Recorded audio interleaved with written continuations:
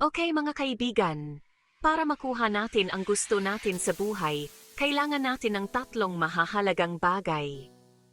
Una, kalusugan. Hindi natin ma-enjoy ang kahit ano kung hindi maganda ang pakiramdam natin, di ba? Kumain ng tama, mag-ehersisyo, at magpahinga ng sapat. Pangalawa, pera. Aminin natin, ang pagkakaroon ng kaunting kalayaan sa pera ay nagbubukas ng maraming oportunidad. Mag-ipon, mag-invest, at gumawa ng matatalinong desisyon. Pangatlo, kalayaan sa oras. Ano ang silbi ng kalusugan at kayamanan kung wala kang oras para enjoy ang mga ito? Mag-prioritize, magplano, at mabuhay sa kasalukuyan. Isipin mo nga kung mayroon ka ng lahat ng tatlo, malusog, may pera, at may oras para i-enjoy ito.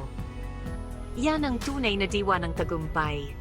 Kaya, magsimula na tayo ngayon sa maliliit na hakbang. Sikapin nating magkaroon ng balanseng buhay kung saan mas malusog ka, mas mayaman, at may kalayaan para i-enjoy ang lahat.